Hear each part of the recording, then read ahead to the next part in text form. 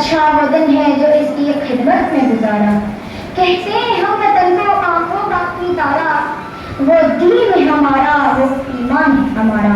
جناب صدر، حاضرین محفل، السلام علیکم۔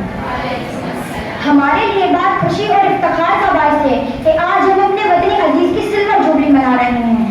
ہمارے ملک کو آزاد ہوئے 75 سال ہو گئے ہیں۔ صدر وقار، پاکستان پاک لہو کی سرزمین ہے، پاکستان شہیدوں کے لہو سے سینچا ہوا ملک ہے، پاکستان اقبال کا خواب، قائد کی محنت، لیاقت علی خان کی قربانی کا ثمر ہے۔ صدر علی وقار، پاکستان میری جان، میری شان، میری پہچان ہے۔ اس وطن کی شان کن لفظوں میں ہو بیاں، اس وطن کی شان کن لفظوں میں ہو بیاں، کہنا یہ چاہتا ہوں میرا پاکستان ہے سب سے جدا۔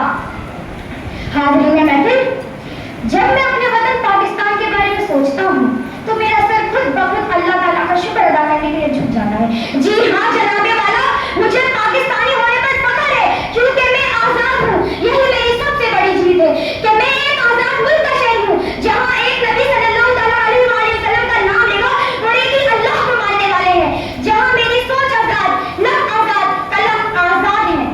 اے وطن تیری فضا کتنی بھری ہے، اے وطن تیری فضا کتنی بھری ہے، جنت سے پیاری تیری ایک ایک گلی ہے۔ جناب عالی، پاکستان کو بنے ہوئے 75 سال ہو گئے۔ اس عرصے میں پاکستان نے دن دگنی رات چگنی ترقی کی، دنیا اسلام میں پہلی عالمی قوت بنا۔ پاکستان میں دنیا کا بہترین نہری نظام ہے، زرخیز کھیت، برف پوش چوٹیاں، معدنی وسائل، ان میں مدفون دھاتیں جو پاکستان کو چار چاند لگا دیتی ہیں۔ دوسری طرف پاکستان کی افرادی قوت، فضلوری سڑکیں، دنیا بھر سے منفرد بندرگاہیں، جدید ترین کارخانے، یہ وہ اثاثے ہیں جو ہم نے 75 سال میں بنائے۔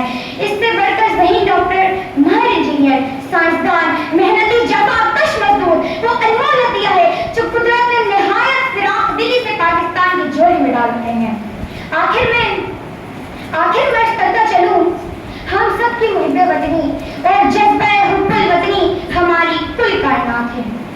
یہ دیس مہکتے پھولوں کا نگر ہے، ہر ذرہ میرے دیس کا خورشید و قمر ہے، ہر گوشہ میری چاہت کا ثمر ہے، اس دیس کی ہر چیز لال و بہر ہے، یہ دیس کڑی دھوپ میں چھاؤں کا شجر ہے، یہ دیس مہکتے پھولوں کا نگر ہے، یہ دیس مہکتے پھولوں کا نگر ہے۔